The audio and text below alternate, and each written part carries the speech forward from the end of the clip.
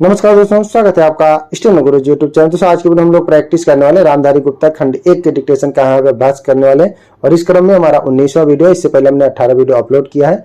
अगर आपने नहीं देखा है तो आप हमारे प्लेलिस्ट में जाएंगे, वहाँ पे क्रम वाइज वीडियो मिल जाएगा। ठीक है, ये सीरीज आपका एक्सरसाइज 1 से लेकर 100 तक के सभी एक्सरसाइज को यहाँ पे कराया जाएगा, जो कि 100 शब्द प्रति मिनट की स्पीड से रहेगा, जिसमें आपका पंक्चुएशन भी शामिल किया गया है। वीडियो पसंद आए तो वीडियो को लाइक कर देना, चैनल पर पहली बार आए तो सब्सक्राइब करके नोटिफिकेशन बेल जरूर ऑन करना और अपने दोस्तों के साथ भी शेयर करना, ताकि वे भी इसका लाभ ले सकें। आपको डिक्टेशन सुनना है और सीधे लिखना है, मन में बिल्कुल नहीं दोहराना है। कामा, पूर्ण विराम, पंक्चुएशन, बहुवचन का ध्यान रखना है, ताकि गलतियां कम से कम हों। पीडीएफ इसका आपको मैं टेलीग्राम पर मिल जाएगा। टेलीग्राम का लिंक वीडियो के डिस्क्रिप्शन में दिया गया है। वीडियो पसंद आए तो वीडियो को लाइक कर देना। और दोस्तों, इसमें जो आउटलाइन आपको दिख रहा है वो ऋषि प्रणाली में है। ठीक है, अगर आउटलाइन आपको अच्छी लगे तो अपने डिक्टेशन में प्रयोग कर सकते हैं। जरूरी नहीं कि आप हमारे आउटलाइन को भी प्रयोग करें, हो सकता है आप हमारे से बेहतर बनाते हो तो आप अपनी आउटलाइन का भी प्रयोग कर सकते हैं। तो ज्यादा समय नहीं, तो चलिए स्टार्ट करते हैं। Ready, 5 second, start. महोदय, उस जमाने में रेलवे कर्मचारियों को भड़का कर के हड़ताल करना और फलस्वरूप एक ऐसी व्यवस्था पैदा करना जिसके कारण बंगाल के पीड़ित लोगों की सहायता न की जा सकी, उचित कार्य था।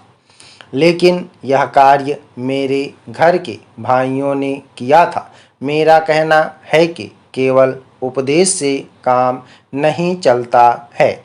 जब ऐसे प्रश्न आएं तो उपदेशात्मक भाषाओं में ही फंसकर न रहा जाए, बल्कि आवश्यकता है कि ऐसे प्रश्नों पर सारे राजनीतिक दल देश हित को ध्यान में रखते हुए संजीदगी से विचार करें और उन सब का हल तलाश करें।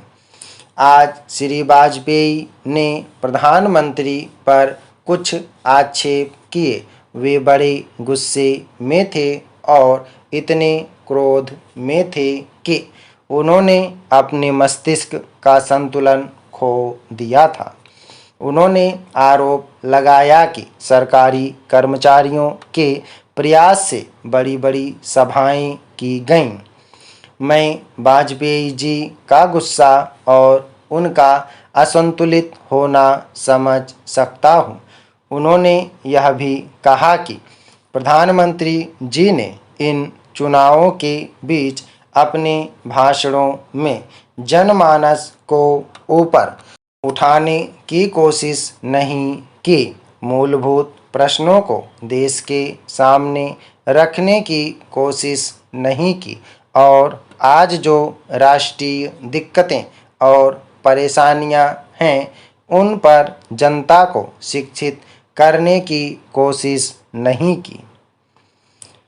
प्रधानमंत्री ने अपने चुनाव भाषणों में देश के अंदर जो शक्तियां राष्ट्रीय एकता को भंग कर रही हैं, धर्म के नाम पर, जाति के नाम पर, भाषा के नाम पर या क्षेत्रीयता के नाम पर संकीर्णता की भावना पैदा कर रही हैं, जनता को उनसे सजग किया।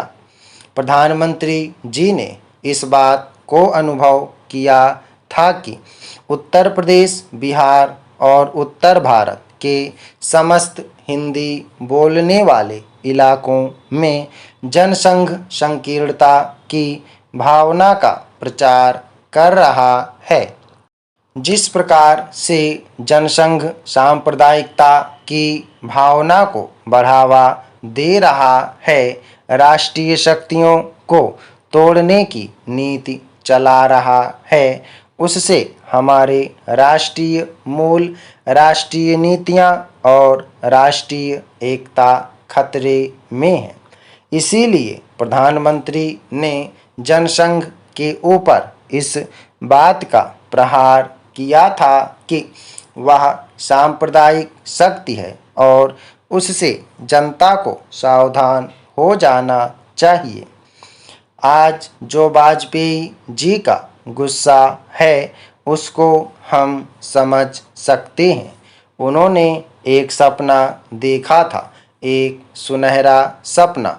उत्तर प्रदेश में अपनी सरकार बनाने का, बिहार में अपनी पार्टी को बहुमत प्राप्त कराने का।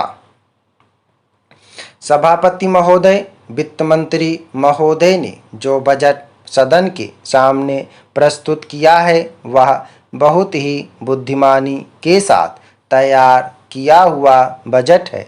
उन्होंने कोशिश यह की है कि अमीर और गरीब कोई भी कर से बच ना पाए, लेकिन उन्होंने उद्योगपतियों को थोड़ी सी छूट भी दी है। जो बड़े बड़े पूंजीपति लोग हैं उनको कर से कुछ मुक्त किया है, कुछ सुविधाएं दी हैं। मैं नहीं समझ पाया हूँ कि ऐसा उन्होंने क्यों किया है।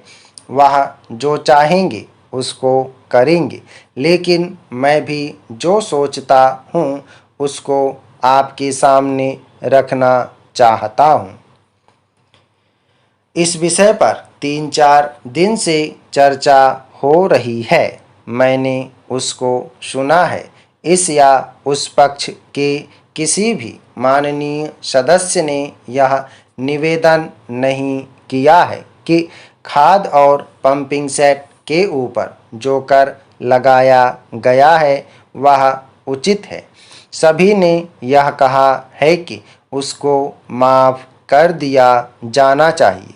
जब सारे सदन के लोग, सभी प्रतिनिधि एक आवाज़ से कहते हैं कि खाद और पंपिंग सेट के ऊपर कर ना लगाया जाए, तो मैं समझता हूँ कि उनको इस बात को मान लेना चाहिए।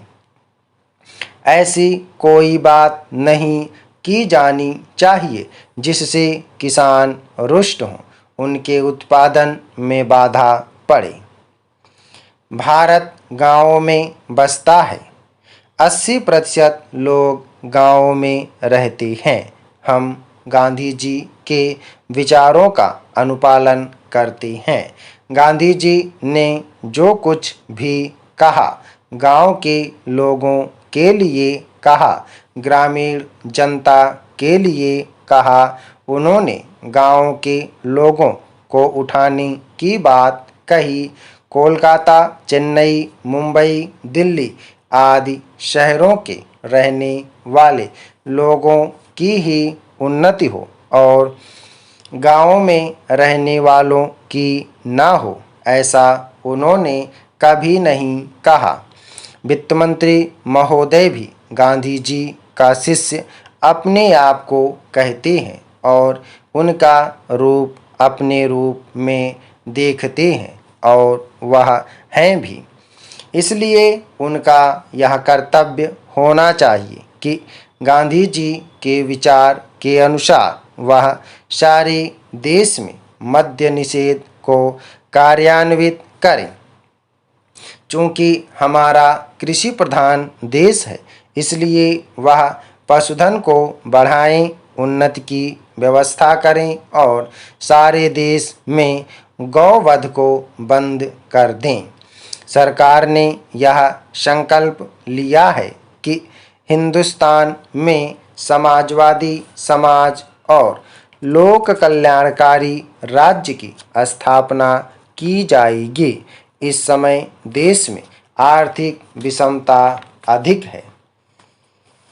सभापति महोदय, एक व्यक्ति की आमदनी 3-4 आने और दूसरे की 10-20 हजार रुपये है।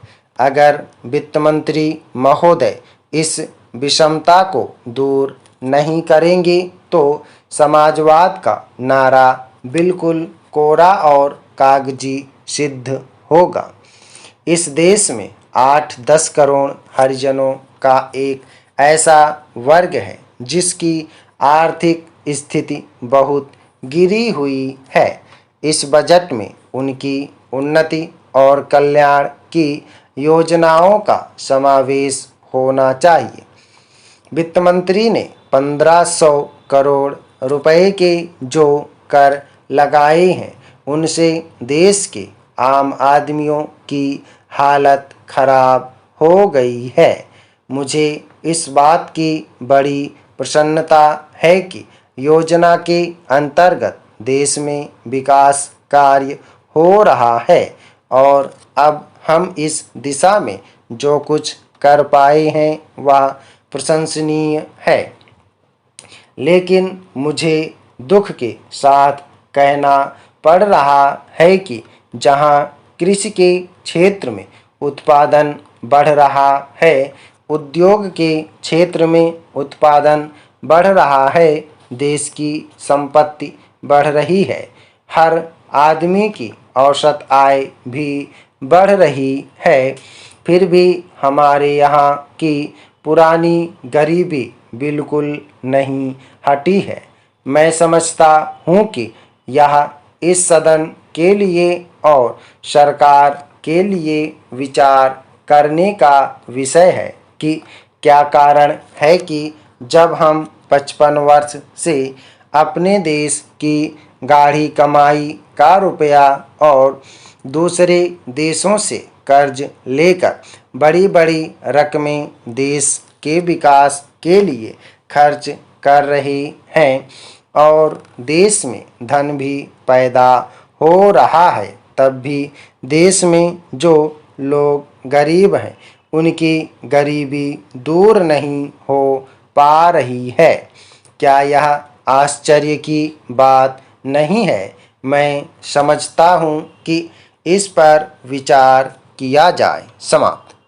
ओके दोस्तों, आप लोग इसको प्रैक्टिस करिएगा। सभी लोग मैटर को प्रैक्टिस करेंगे, पहले डिक्टेशन लिखेंगे और मन में बिल्कुल नहीं दोहराएंगे, डिक्टेटर की आवाज़ के साथ बिल्कुल बराबर चलते चलेंगे। अगर आप 2-3 शब्द पीछे चल रहे हैं तो वहाँ पे 2-3 शब्द छोड़ के बल्कि स्टार्टिंग उसके साथ ही चलिए, मिला के चलेंगे तो आपका एक भी शब्द नहीं छूटेगा। ठीक है, मन में दोहराएंगे तो छूट जाएगा। डिक्टेशन को लिखना है और उसको रीडिंग करना है, फिर ट्रांसक्राइब करना है।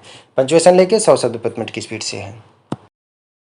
उम्मीद है कि दोस्तों वीडियो आपको पसंद आया होगा, तो वीडियो को लाइक कर देना और अगर अभी तक आपने हमारे चैनल को सब्सक्राइब नहीं किया तो प्लीज़ सब्सक्राइब करके नोटिफिकेशन बेल ऑन करना। और दोस्तों, अगर आप डेली डिस्कशन चाहते हैं तो आप चाहें तो चैनल का मेंबरशिप ले सकते हैं या हमारे पेड ग्रुप को ज्वाइन कर सकते हैं।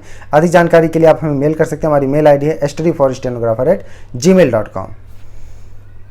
अपना बहुमूल्य सुझाव हमें कमेंट बॉक्स में जरूर देना। वीडियो को पूरा देखने के लिए बहुत बहुत धन्यवाद। Thanks for watching. जय हिंद, जय भारत।